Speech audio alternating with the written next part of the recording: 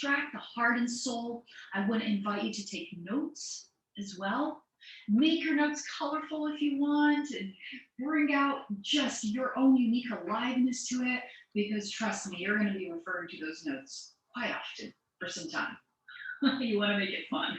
So this is my question to you, the same way that I asked my friend here. What do you have going on in Aries? Where is Aries for you? Which house is Aries in your chart? Next question I have for you is, where is the planet Mars? Where is the planet Mars in your chart? Now, you can use your chart. You can also use other people's charts for reference, but keep those references there with you so that you can, look back, refer to as I bring these points up. Because the best thing you could do as you learn is you associate it right on the spot with something, with a chart, because that way it helps to ingrain in your memory. So if I talk about your Venus in the 11th house in Aries, and I'm talking here about qualities of Aries, then when you are looking at your Venus, you can already go an extra step here and interpret what does a Venus in Aries represent, how it could be expressing itself based on what I'm sharing with you at the moment. So pull up your charts and let's begin. This archetype here, this first archetype, belongs to the element of fire. We talked about the elements as well. And which modality is this in? Do you remember? It's the cardinal modality. So now we're blending energies here. And if we get the cardinal energy, which is all about initiative, here we have the leaders, here we have the beginners, the initiators, the starters, and you get that cardinal quality with the element of fire.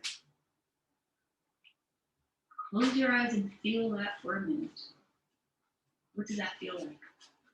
Cardinal fire. What word comes to you? Action. So you try to come up with some words there and you see what can come from the result of that cardinal fire. And I will bet you that most likely all those keywords you're thinking about, they all belong to the description of this archetype. So yes, action. Aries, the sign of Aries is all about action. Mars is all about action.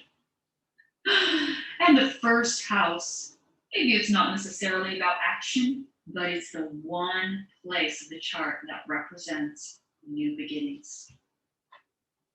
The ascendant is always the most impactful part of the chart, because this here is literally where life is giving birth.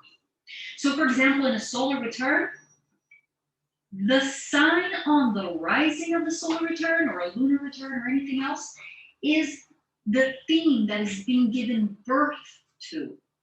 It's being given birth to because that spot is a spot of birth, of new beginning. Now, we're going to talk a lot more in depth about the ascendant as the time goes on, because there are so many uses for the ascendant. I always say the ascendant is not just your ascendant. People think that like the ascendant is, your personality and all that, and it's great, and it is, but it's a lot more. It's a very sensitive point in the chart, very sensitive. The ascendant, no matter which chart you're looking at, whether it's your solar return or your natal chart, the ascendant point is very important. Always, always, always will hold the theme for that chart. So if we're talking about a natal chart, what theme are we talking about then? The theme of your ascendant, in other words, your sign, your ascendant sign, becomes the theme for your experience here, your blueprint. If you just think of the ascendant as being a theme, that's all you need to know, because then you just, what is the chart that you're working with? If you're working with the natal chart, it's a theme for your life. If it's a solar return, it's a theme for the year. If it's a lunar return, it's a theme for the month. But it's a theme. The ascendant point becomes the filter that gives you the theme for that chart.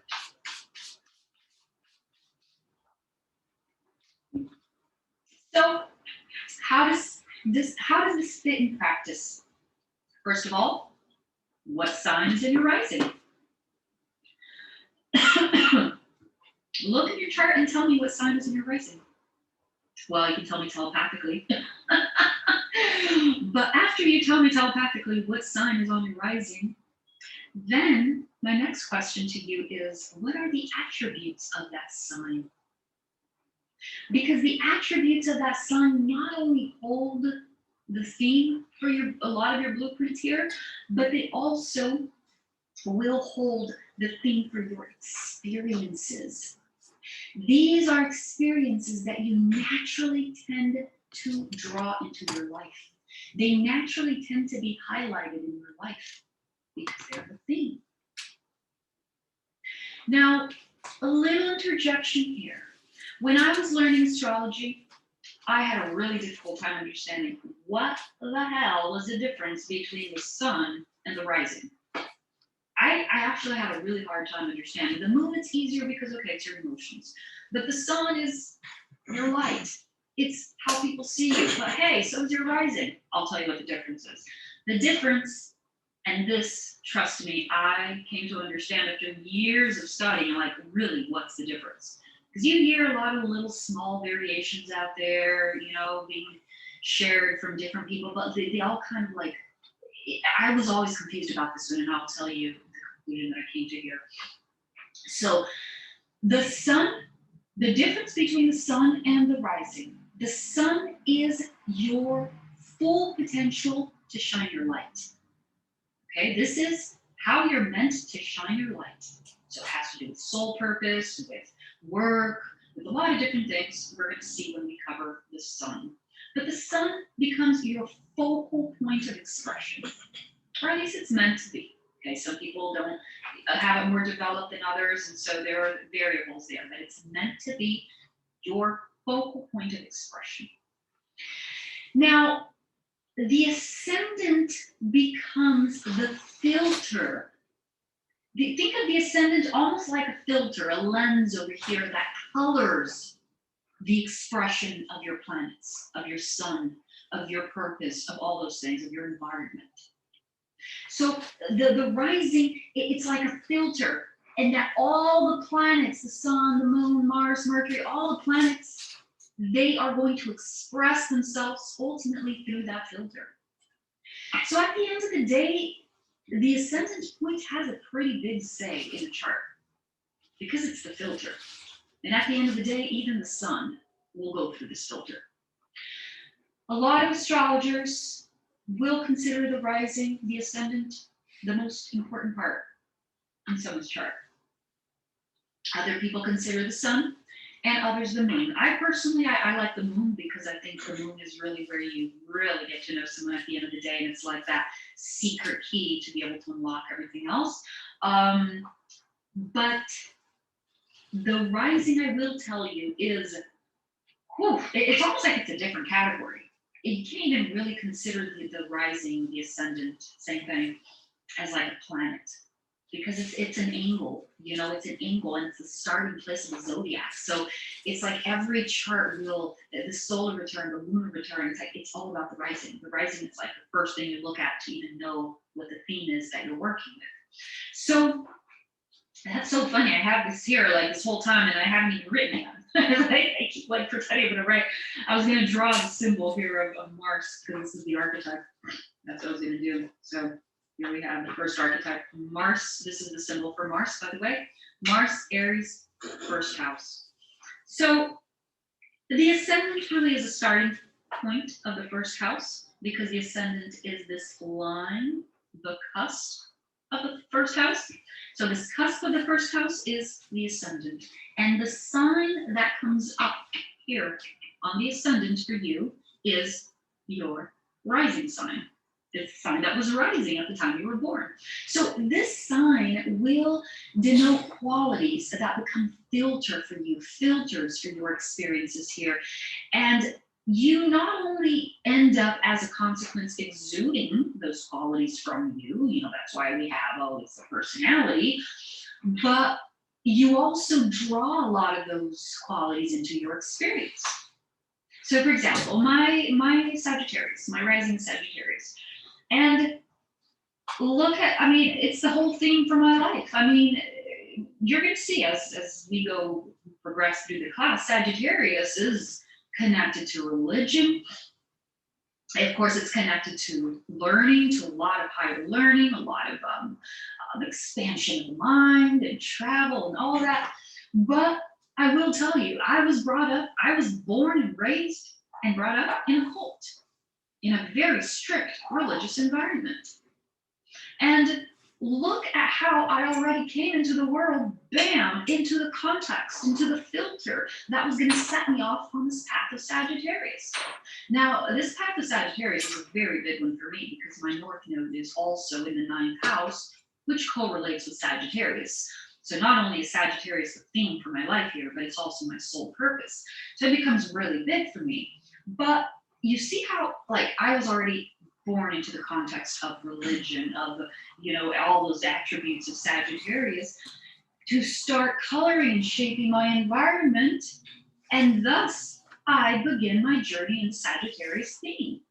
Of course, I exude the qualities as well and so forth, but it's a lot more than just the qualities and personality. I'm teaching here the essence, the heart and soul. And the essence, the heart and soul is not the personality. It's the theme. It's the theme for the chart. Personality becomes a consequence of that. Okay? So the ascendant, the difference between the sun and the ascendant is that the sun is what you are meant to do, who you are meant to be in your full potential of expression, and the rising becomes the how you get there. The rising becomes the path to get to your sun.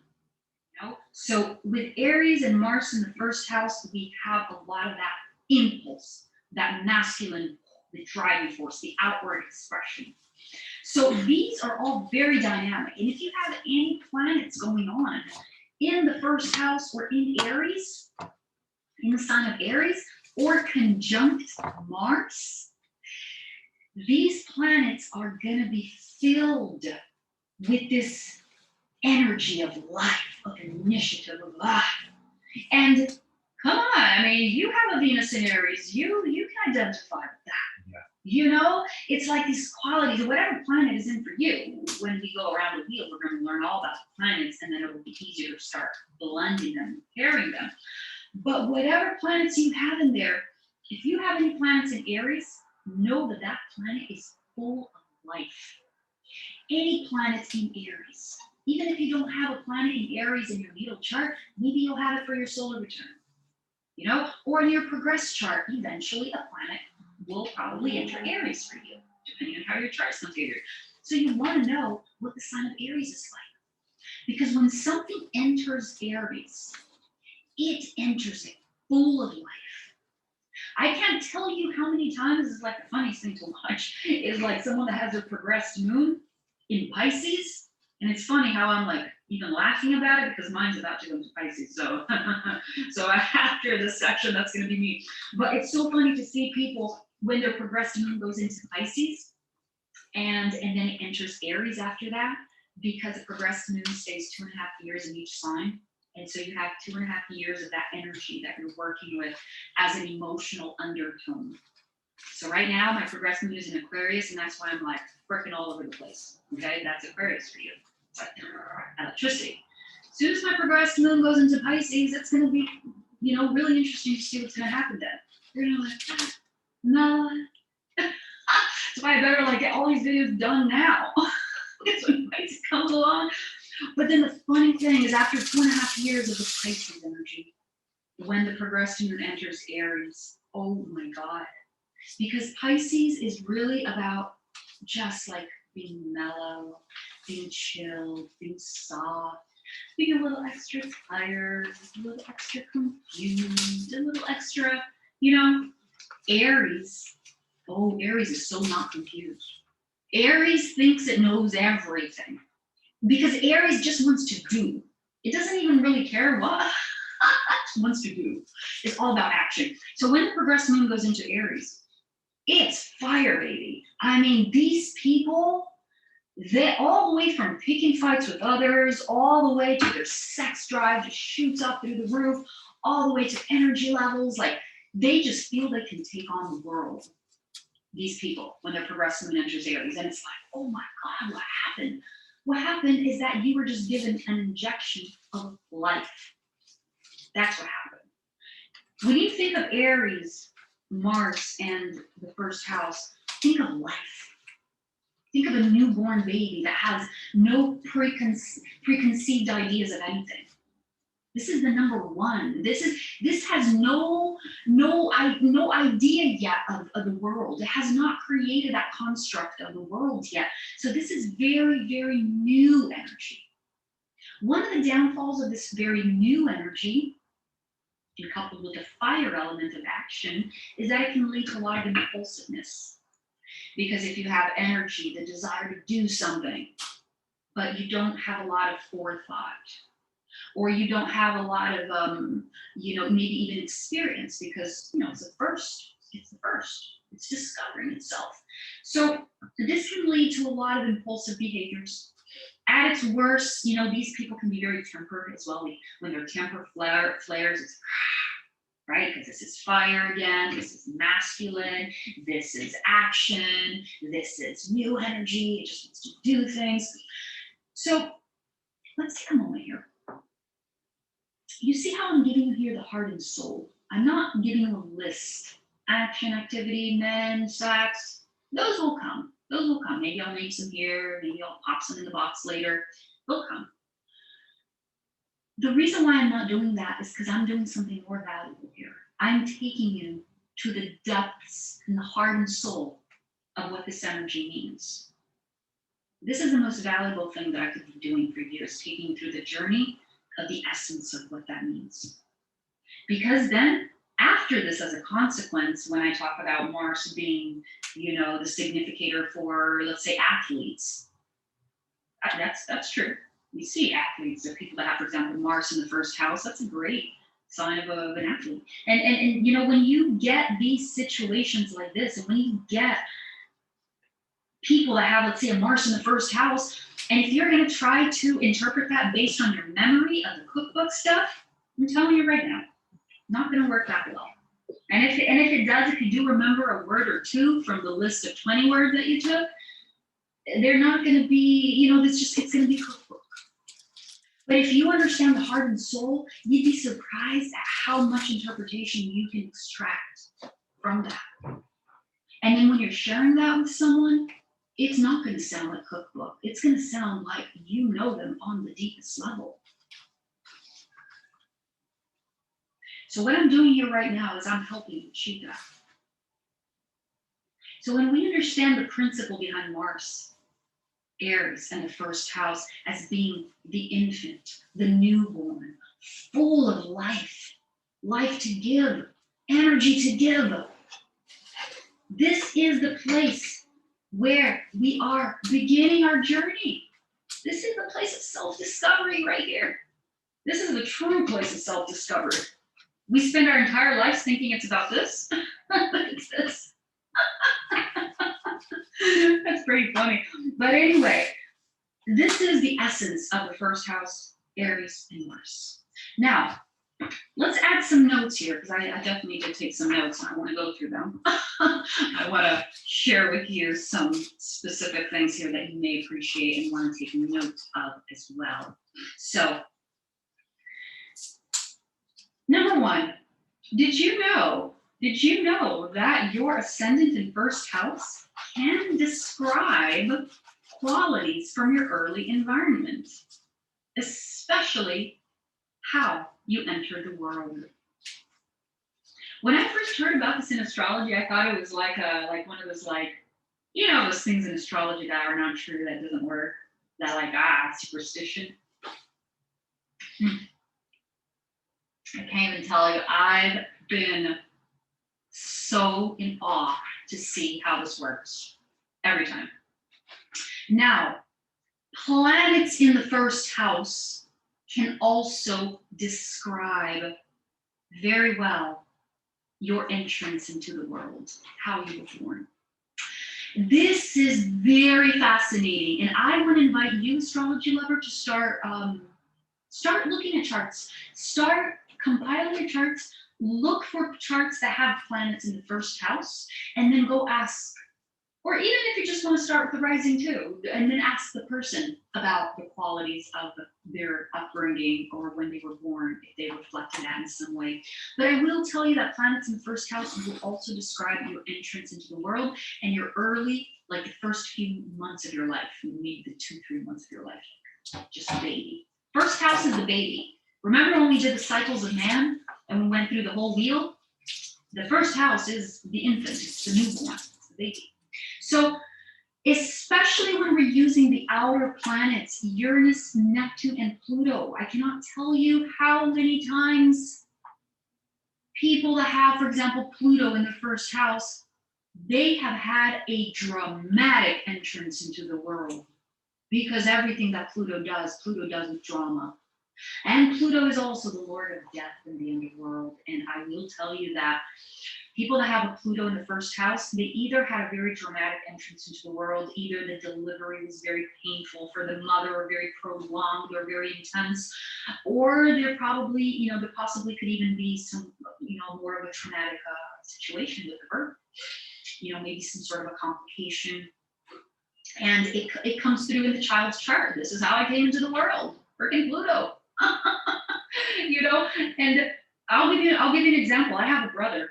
I have a little brother that has Pluto in the first house. I'm not sure if it's on the rising, but it's in the first house. And I remember when he was a little baby, I was like 5-6 years old. He was born. And I remember my mom's pregnancy of him. We were all so excited for that baby to come out. When you're a child and you're going to receive a newborn brother and sister, it's like the most exciting time of your life.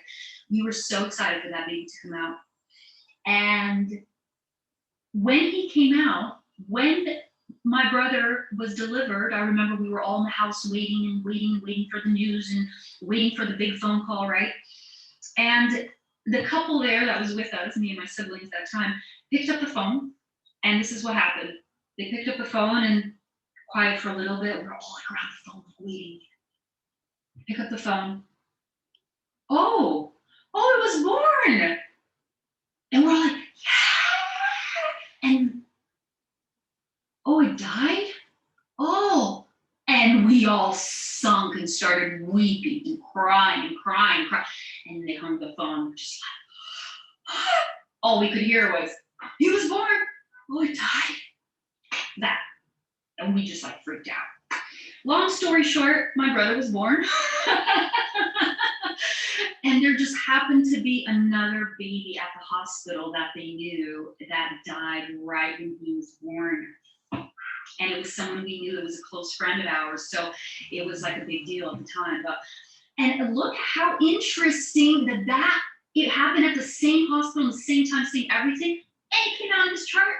This is like the most incredible story that I've ever seen with Pluto in the first house. And like he actually picked up on the other child that was, and it came out in his chart. You'll see that sometimes in people's charts. You'll see that. I had an astrologer one time doing a reading for me, and she was getting so frustrated because she was doing every month, she was doing lunar returns with me. And she was like, I don't understand. I've never seen a chart like yours before. She's like, it looks like your chart, it doesn't show anything about you. It's just all other people. It's like other people's affairs that are going on in my chart. Anyway, so Pluto will bring a dramatic entrance, potentially even complications during the birth. Uranus is unpredictable. People with Uranus on the rising or in the first house, they will come into the world. These are usually births that come like boom, out of the blue, like boom, Or there can also be an unexpected situation during the birth have to take place. And people with Neptune over there, this can be situations that would bring near-death experiences. Did you know that? Now I have Neptune in the first house. And look at how fascinating it is. Look how fascinating, because I'm going to talk about Neptune in the first house, but look at how Pluto, signifying a dramatic entrance, will also be what facilitates your expression to be dramatic. Like, hello, it's so Weird and cool how it happens. Now, Neptune symbolizes near-death experiences. And Neptune also is the beyond the veil planet. And people that have a Neptune in the first house, these are people that can be very spiritual. And look at how even the near-death experience at birth can take them slightly beyond the veil, and they come back with that air, that Neptunian air into their expression. It can translate into art, it can translate into a lot of things, but it ultimately stems from that thinning of the veils that Neptune brings. So yeah, when I was a little baby, I almost died. I got pneumonia, and I was in the how do you call when like it's like the last chance before you die. How do you call it when you're that part of the? I don't know. Anyway, so that's where I was. I got pneumonia and I almost died. And the whole story around that. But I feel like I've been telling too many stories today, so we'll skip that one. But planets in the first, like, this is so freaking awesome. So they will describe the way you enter the world, but they will also describe your personality, your themes of life. Like, this is how profound it is. That's how profound it is, okay? I know, and I feel like just that in itself deserves like 5 minutes of honor and recognition for the moment here. But literally filter. It's the filter. It's the filter. It just really determines the themes. It colors, yes, absolutely. And there's so much that can be said about the ascendant. I'm going to give a lot of other classes just about that, because you can get a lot of information through other ways as well. It's not just the rising or the planet. So, okay, so the planets, they will bring impressions, energies that will color the environment, that will bring about the expression of those qualities to the person as well. Not just the planets, but the sign as well, okay? So, any planets in the first house, if you have any, so I have Neptune, what do you have? Any planets in the first house, they are what helps to define our identity. So if you don't have any planets here, fine, no problem, but sometimes you will see a planet here, and all it means is that it's extra information to help define the identity. Okay? So it just adds more information.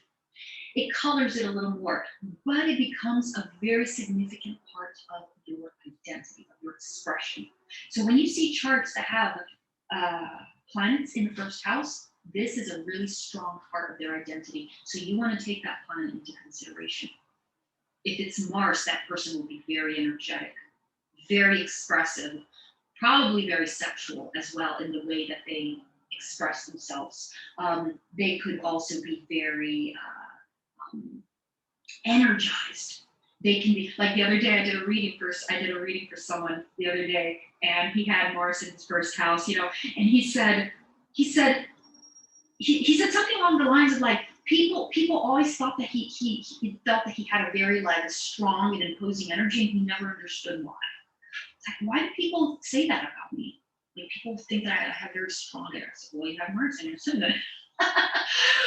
Yeah. Does that bring like negative emotions like anger? Yes, absolutely. All the things, and we're going to talk a little bit about the positive and negative attributes of this archetype, but all the archetype attributes are a possibility with the sign, with the planet. Right now we're talking about planet.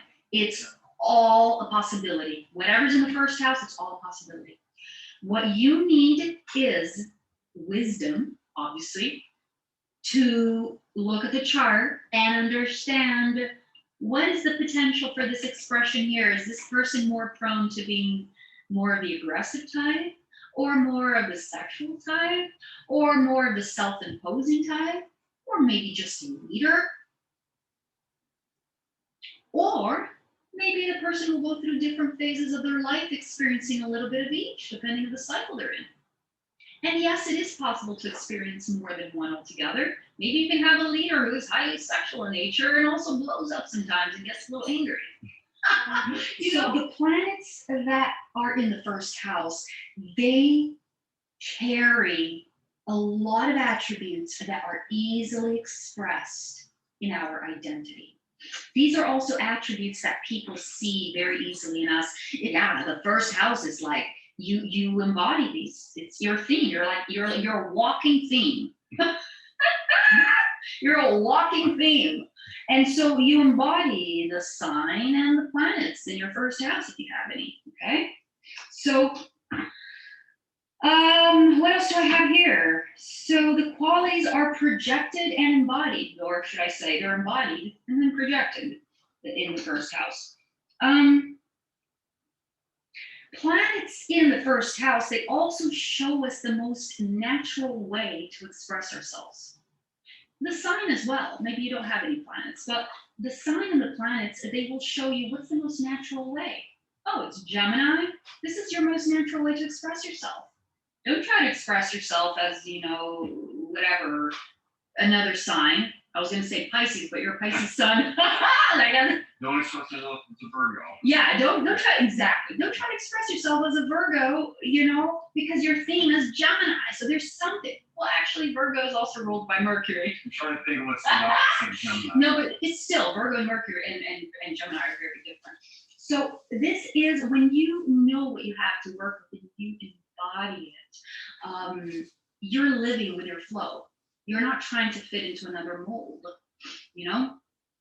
like, oh, I wish I was a dancer, or I wish I was the singer.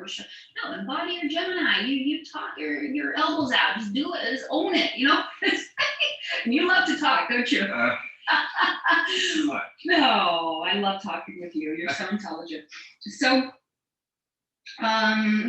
let's see. So the planets in the first house, you want to encourage people you want to bring awareness to the planets in the first house for the person or for yourself, because a lot of times, like this other man, that was the last reading I gave, he was like, why do people say that about me?